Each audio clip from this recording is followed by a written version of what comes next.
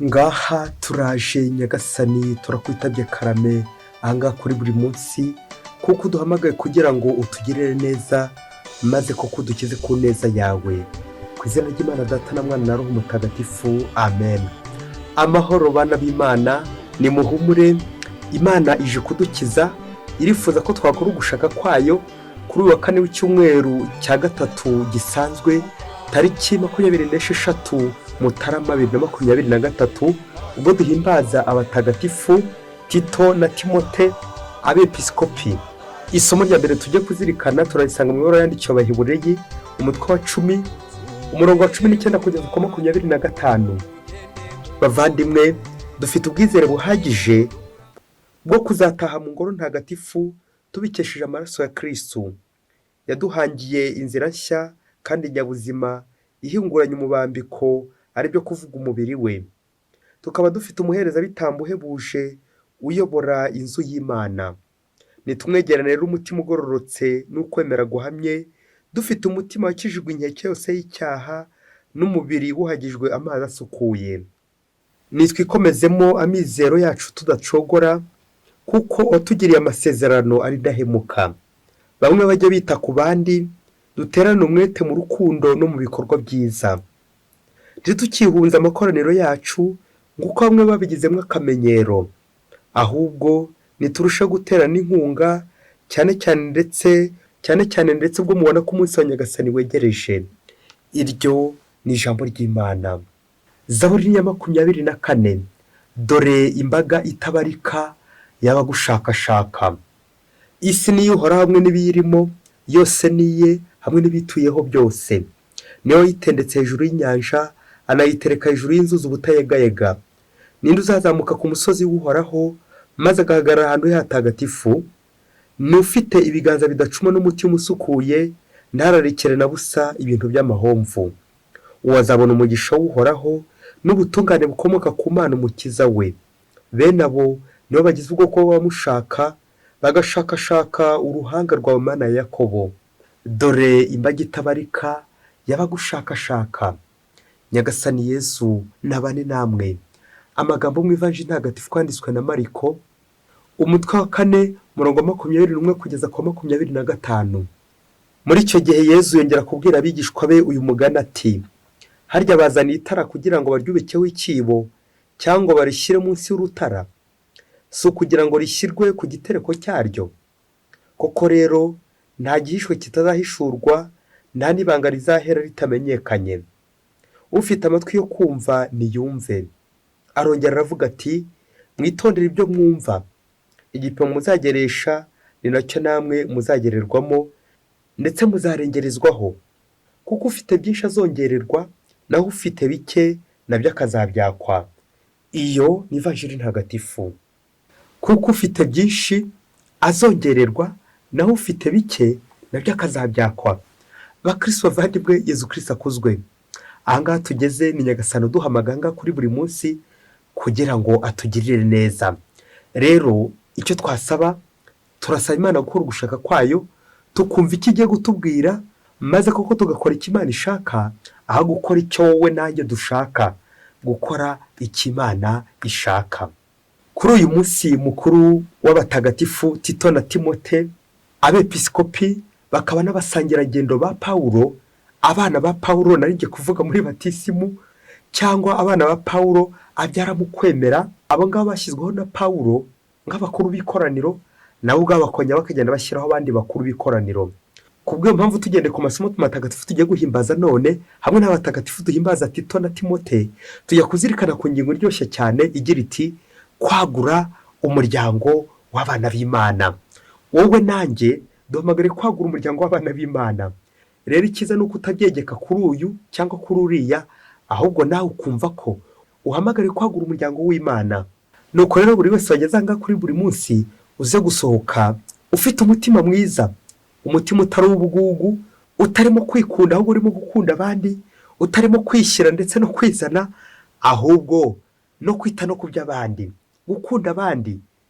Muzacunge mu gihe ibihugu bimwe na bimwe iyo bishatse kwigarurira andi mahanga, n'abakoresha iri jambo kwagura, de conquête, bakabagaba ibitero bashoyemo intwaro za kirimbuzi, ibisasu sinakubwira, ni kwirinda kuvuga ibyicisho bya bindi bigira abantu nabi, bikabica bikabamara, bikaza kurangira bigaruye amahanga, bigaruye ibihugu, baronse ibintu, kwigarurira ibintu ariko ukabura abantu, ugatakaza abantu ariko ukabona ibintu.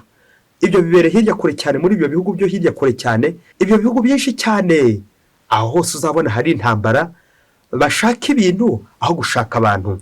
Twebwe rero abakristo bavandimwe turi kwa Kristo, kwagura kwacu ntabwo ari ukwagura njyanye intwaro, imbunda, amasasu, ibyicisho, kugaba ibitero, ahubwo kwagura Imana itubwira ni ukwagura ukoresha abantu, nkabonera Kristo abantu benshi, ngungukira Kristo intumwa nyinshi. Kristo atora intumwa, bityo koko agakomeza kuzituma. Turazirikana cyane cyane ubuzima bwa Pawulo ejo twahimbaje, tuzirikana iyi shene, uyu murongo mwiza Kristo atanga, bihera kuri Kristo. Kristo agatora Pawulo, Kristo wazutse agahamagara Pawulo, uko ejo twabizirikanye. Pawulo ubwo yari mu nzira i Damasi, nuko urumuri rukamugotora, umuriro ututse mu ijuru, Yezu Kristo akamugira igikoresho cye. Ntibyarangiriye aho ngaho. Pawulo nawe mu butumwa koko, intumwa y'amahanga, intumwa ya Kristo, yakomeje agenda yagura imirongo ya kiliziya, ahamagara abantu. Uyu munsi turumva ubutumwa yakoze, uburyo Yezu amara kumuhamagara, Pawulo nawe agahamagara Tito na Timote, abigishwa be. Aba bigishwa rero Pawulo mutagatifu akazabashingana none imbaga y'Imana, kugira ngo bayibere abayobozi. Nabo bazakomeza bagenda batora abandi bayobozi, anako bari kugenda bungura cyangwa bagura umuryango w'abana b'Imana, bera imbuto nyinshi, bakabona abakristo benshi buzura cyangwa bakwira mu ngoro y'Imana, umuryango w'Imana. Ese mukristo muvandimwe, ugeze he wagura umuryango w'abana b'Imana? Wasanga aho kwagura umuryango w'Imana nawe ugaba ibitero, aho gukiza abantu aho gukabica, aho gukura abantu aho gukabarwanya, ukabatsindiye hirya mu bihuru, kandi wakagombye kubagira gute? Kubazana mu ngoro, kugira ngo ingoro y'Imana koko izuzure l'universalité, umukiro ku bantu bose. Niki intumwa zitwibutsa, nicyo abigishwa ba Pawulo batwibutsa, Timote na Tito, kwagura umuryango w'Imana kugeza no ku mpera z'isi. Umukristo wese aho yava akagera, ahamagaye gukwirakwiza inkuru nziza yose kubw'isakramento rya batisimo yahawe. Ko umukristo bisobanura gukora ubutumwa, être l'envoyé, koherezwa na Kristo maze nawe ukaba intumwa. Ese mukristo ugezeho uba intumwa y'Imana? Abo ni Tito na Timote batagatifu bakurura abandi benshi cyane. Uyu munsi mu isomo rya mbere turumva nanone umukiro kugenewe abantu benshi, ariko nta n'uzasanga umukiro usibye muri kiliziya, mu ngoro y'Imana. Ugasanga abandi kugira ngo Kristo nawe gusanganira aho ngaho nyine mu bandi, naho nukomeza kuba nyamwigendaho ukakomeza kwigunga, aho ngaho nyine bizarangira koko uri kunusura ku mukiro wa Kristo. Nyamara ikiza ni ugusanga abandi ukabegera kugira ngo kurushaho gukora mu ubwo butumwa. Twumvise umwanditsi w'ibaruwa avuga ati, nditukihunza amakoraniro yacu ngo nk'uko bamwe babigizemo akamenyero, ahubwo niturushaho guterana inkunga, cyane cyane ndetse ubwo mubona umunsi wa Nyagasani wegereje. Amen, amen, amen. Ngo kwagura umuryango w'abana b'Imana, kwegera abandi, nzirikana ko Yezu Kristo turi kumwe ari hafi yacu. Iyo babiri cyangwa batatu bateraniye hamwe banyambaza, mba ndaho hagati yabo. Uwo ni Yezu Kristo ubivuga, anyigisha ko ntagomba kuba nyamwigendaho, ngomba kwirinda ubugugu ndetse no kwikunda bikabije, ahubwo nkegera abandi, ngasanga abandi, nkajya gushakashaka nanjye kuvuga izazimiye, ngo kogeza inkuru nziza, gukurura abandi. Uko niko kwagura umuryango w'Imana, ngize intumwa Tito ndetse na Timote. Ari nabyo muri ibyo Zaburi nawe twibutse uyu munsi, kwagura umuryango w'abana b'Imana, kuko twese twaremewe kuzajya mu ijuru. Imana ikeneye ko twaba benshi mu ngoro ya ntagatifu. Ubwo umuririmbyi wa Zaburi yagize ati, dore imbaga itabarika y'abagushakashaka. Amen, amen, amen. Mbega ukuntu ari byiza gushakashaka Imana, guhera mu gitondo ushakashaka Imana, ku mugoroba ngashakashaka Imana, ku manywa ngakomeza ashakashaka Imana. Kubera iki? Mfite inyota y'Imana. Nguko umukristo atagombye kwicara atari gushakashaka Imana, atari gukurura abandi ba Kristo, kwagura umuryango w'abana b'Imana. Tuzirikana uburyo Yezu yatoye intumwa 12, ariko ubutumwa bw'Imana bukaba bwaratugezeho. Kubera iki? Nabo bagiye batora abandi gutyo. Rero umukristo umuvandimwe, uragowe n'uca isheni, n'uca umurongo Yezu yatangiye, n'uca uragowe. Ahubwo ikiza ni ukukomeza nawe ugenda uhamagara abandi buhoro buhoro. Anabyo twumvise mu ivanjiri y'uyu munsi, kuba itara, kuba urumuri rumurikira abandi, bityo aho nyuze nkaboneshereza abandi, kuko nanjye mba nabonye Kristo maze gakurizaho nanjye kumurikira abandi. Iyo umuntu yabonye Kristo, ikibimubwira ni ukumwemera, ni ukumwereka abandi. Iyi vanjiri itubwira ko tugomba kujya ahabona buriye, tukamera nk'itara, ndetse n'icyo gipimo gupima uko nshaka ko abandi bangirira nanjye nkabigirira abandi, gukurura abandi. Iyi vanjiri isoje neza itubwira ko tugomba gushaka byinshi, maximize urumuri rwacu rukagera ku mpera z'isi, urumuri rwacu rukagera kure cyane. C'est étendre et non pas éteindre. Ni ukwagura, ntabwo ari ukuzimya. Wirinde kuzimya urumuri rw'Imana, wirinde kuzimya ibikorwa by'Imana, ahubwo ibikorwa byawe byiza bikurure mugenzi wawe, bikurure ukiri mu pagani, maze koko twese twuzure ingoro y'Imana, maze koko twese twuzure kwa Yezu. Nirinde kwifungirana, nirinde kwihugiraho, nirinde kwikunda. Abantu benshi tujya turangwa no kwikunda. Nibwo uzasanga abantu benshi dukunda ibintu, dukunda kwigarura amahanga, dugakunda kwigarura ikuzo n'ibyubahiro, ariko twabuze umutima wo kwigarura abantu. Kandi byaba abantu benshi twigarura ibintu, ariko kwigarura abantu byaratunaniye. Icyo rero Yezu Kristo ashaka ni uko twagarura abantu kandi tukanabigarurira. Kwigarurira abantu rero ni uko twabasohoza kuri Yezu Kristo, kuko abantu turaba Kristo, ariko icyacu abantu benshi dukunze guhungeta bagenzi bacu, tugashaka gusa gusaruza ibintu byabo, gukunda ibintu kurusha abantu. Uyu munsi nanjye mpamagariwe kumurika, gucana itara, maze koko nkarijyana hehe? Nkarijyana mu mahanga, aho Yezu Kristo atazwi. Mu Kristo ugezeho wagura imiyoboro, wasanga yenzitira abandi kwegera Imana. Nanjye ubwanjye koko nkaba ndari gushaka kwegera Imana. Nk'abafarizeyi avuga mu ivanjiri, barakinga, ubanza bajugunya n'urufunguzo, abinjira bakababuza ngo nabo ubwabo ntibinjire. Ngo umukristo utamurika, yivajije gutubwira ko tugomba kumurika akintumwa Yezu Kristo. Pawulo akamurika, akamurikira Tito na Timote, Timote na Tito nabo bakamurikira benshi. Inkuru y'Imana ikatugeraho wowe nanjye, kubera Imana. Kwagura imirongo, kwagura imiyoboro. Umunsi umwe hirya kure cyane muri Afurika, ngo umubyeyi ngo yabyaye umwana umwe rudori, umwana umwe w'ikinege. Nuko ngo akomeza kwibaza uburyo koko ko n'abandi yari afite mu muryango, uburyo koko yabyara undi mwana. Nuko uwo mwana nyine akura ari wenyine, umwe rukumbi, umwana w'ikinege w'umusore. Umwana ngo amaze gukura, ngo aza kujya kwiga ngo mu seminari ntoya. Ariga. Nuko ngo agiye kurangiza kwiga seminari ntoya, ariko ababyeyi be ngo bakajya babona nyine ngo ari kwifuza kuzakomeza mu seminari nkuru. Bagashakisha uburyo bwose bamuca intege, bakabibura, ngo hatazaca umuryango, kuko ari wenyine w'ikinege wari uri aho ngaho. Ngaho nawe mubyeyi, kuri iyi foto y'umwana umwe w'ikinege uri gushaka kujya kwiha Imana, ubu se ntazaba aciye umuryango kuko ababyeyi babivuga. Nuko rero igihe kiragera, wa mwana kuko arangije kwiga seminari ntoya, nuko ababyeyi baramwicaza, maze batangira bamugira inama bamubwira bati, umva rero mwana, urabona ko uri umwe gusa, niwe wavutse wenyine, kandi wavutse ku bwa burembe, tugeze kure, twari tumaze imyaka 15 dutabyara. Imana iza kujya gukira kugobora, none koko wabayeho uri umwana w'ikinege. Umva rero, imiryango yacu yose yarazimye, yarashize, nta bantu tukigira mu miryango, bose barashize.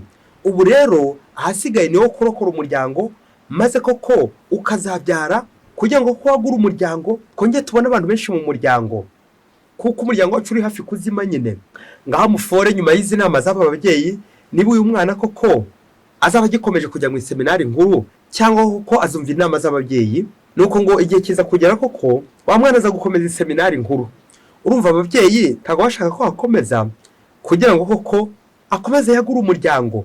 Wa mwana arakomeza iseminari nkuru arayitangira, arakomeza umwaka wa mbere, uwa kabiri, uwa gatatu, uwa kane. Nuko ngo ari hafi kurangiza, ngo ababyeyi be koko bararakara cyane, bongera baramuhamagara bati, ariko koko ibyo twakubwiye kuki utari kubyumva? Twakubwiye kuri gushaka guca umuryango, none rero ibigihakurikiye ibintu ni bibiri, urajya kwiha Imana cyangwa nyange kwiyahura. Ngo ni nyina wabivugaga. Ubwo ntitwakwihanganira uburyo utinyutse uca umuryango, kandi aho twabyaye umwana w'ikinege gusa. Nuko wa mwana ageze imbere, abonye ko ari kubura umutekano iwabo, ndetse hari uburyo ababyeyi barakaye ku buryo bukomeye cyane, bamurakariye maze afata icyemezo cyo kudakomeza kwiha Imana. Nuko arataha, ibyo kwiha Imana bivamo, maze arataha koko ashinga urugo. Amaze gushinga urugo, ubanza aribyo byashimisha ababyeyi koko, barongera barishima. Wa mwana amaze gushinga urugo, nuko ngaho atekereza uko byaje kugenda muri urugo rwabo. Dore ko icyo ababyeyi bari bamuhamagariye ni ukugira ngo nyine yagure umuryango, hato atazaca umuryango, abyara abana kugira ngo koko bakwire umuryango wose, kuko umuryango wabo wari ugiye kuzima. Nuko rero wa musore ashaka umugore, aba muri ubwo buzima, la vie conjugale, barabana. Umwaka wa mbere urashira, nta mwana barabona. Uwa kabiri urashira, nta mwana barabona. Uwa gatatu urashira, uwa kane n'uwa gatanu, uwa cumi yewe. Uzi ko byaje kugera ku myaka 25 batarabona umwana. Ibaze nawe aba babyeyi icyo batangiye gutekereza, ndetse n'abandi baturanyi benshi cyangwa n'abandi bose bari bazi amakuru y'umuryango. Nuko ikibazo kikagera kiti, kuki urugo rw'uyu musore batabyaye? Kuki atarabyara? Mumve ibisubizo bamwe bajya batanga. Bamwe bati wasanga ari ingumba, abandi bati yakwapye umuhamagaro, icyo ni igihano cy'Imana, abandi bati yarivumbuye ntiyashatse kubyara, n'ibindi bisubizo abandi benshi bagiye batanga. Bakristo bavandimwe, kuki uyu musore atarabyara kandi aricyo bari bamuhamagariye agiye kuva mu iseminari nkuru, aretse ubuzima bwo kwiha Imana kugira ngo azabyare nyine yagure umuryango? Bakristo bavandimwe, ndifuza kubaha ibisubizo bibiri ku buryo biza kugukurura nawe kuza gushishoza ukareba impamvu umusore atabyaye koko. Ubwo bamwe bakomeje gukura, wasanga ari impamvu z'ababyeyi babo, wasanga ari impamvu z'uyu musore n'izindi nyinshi cyane. Ariko igisubizo cya mbere kiragira kiti, ugushaka kw'Imana. Erega abakristo bavandimwe, burya hari ibintu byinshi tujya twibeshyaho. Wari uzi ko abantu bose batagenewe kubyara? Uzasanga bamwe Imana yarabahaye urubyaro, abandi badafite urubyaro. Uzasanga Imana imwe yaramuhamagariye umuhamagaro wo gushinga urugo, undi yaramuhamagariye umuhamagaro wo kwiha Imana. Uragowe icyakora n'uyivanga mu muhamagaro w'abandi, ugashaka guca umuhamagaro w'abandi, ugashaka guca mu gushaka kw'Imana. Ugushaka kw'Imana, icyo Imana yavuze ujye ucyitondera. Ntabwo twese Imana duhamagara ibintu bimwe. Akenshi twebwe abantu tuba dushaka gukora ibyo dushaka aho gukora icyo Imana ishaka. Tuba dushaka kwihamagara aho guhamagarwa n'Imana. Imana niyo idutora kandi ikaba ari nayo idutuma. Naho iyo watangiye kugenda wihangishwaho, wowe ushakisha ibintu byose, nanjye kuvuga kwivumbura ku Mana, kwiha umuhamagaro, ubwo ngubwo watsinzwe. Abantu benshi icyo kintu twarakibuze, gukora ugushaka kw'Imana. Ahubwo icyanjye gifuza ko ibyanjye ndi gushaka ari byo byaba. Ndifuza kujya kwiha Imana, ukumva mpaka biza gutungana, biza kurangira wihaye Imana. Nyamara hamagarwa benshi agatorwa bake. Ndifuza gushinga urugo, hari n'igihe byakwangerega. Ndifuza kubyara umwana, hari n'igihe byakwanga. Imana ntabwo iduha fungisiyo zimwe. Hari bamwe igira intumwa ku rwego rwo hejuru, hari n'abandi igira abigishwa. Hari bamwe itorera kuyobora, abandi ikabatorera kuyoborwa. Hari bamwe itorera gushinga urugo, abandi ikabatorera kwiha Imana. Mukristo muvane, ntukivanye mu by'Imana, ugushaka kw'Imana. Icyambere, igisubizo cya mbere, ugushaka kw'Imana. Gukora ugushaka kw'Imana aho gukora ugushaka kwanjye, kuko Imana igena uko ishatse, igatora uko ishatse, igakora icyo ishatse. Rero tujye tuyumvira, kuko Imana niyo gusa yonyine idufiteho uburenganzira, niyo itugenera igikwiye, ikavuga iti wowe uranyura aha ngaha, nawe uranyura hariya. Igisubizo cya kabiri, kuki umusore atarabyara kugeza ku myaka 25? Iki gisubizo cyitwa kubura ibyishimo. Umva mukristo muvandimwe, ibyago bibi, ibibazo birenze ibindi, ni ukubura ibyishimo mu muhamagaro wawe, kutishimira ubuzima ufite. Turabona muri uru rugo ababyeyi batari bishimiye umuhamagaro umwana wabo nyine yatangiye. Ntabwo bigeze babyishimira, bagashaka kumurwanya. Bishoboke ko nyine batari bazi icyo Imana yateguye. N'ikimenyimenyi, uyu mwana biragaragara nyine ko atari yishimye. Anabyo nyine bizaganisha bigakina kuri psikoloji ari y'umwana, ari y'ababyeyi, bikaza kurangira ko hari ubwo ataza no kubyara. Wari uzi ko umubabaro, kubura ibyishimo, bishobora no gutera kutabyara? Ibyishimo mu muhamagaro wawe.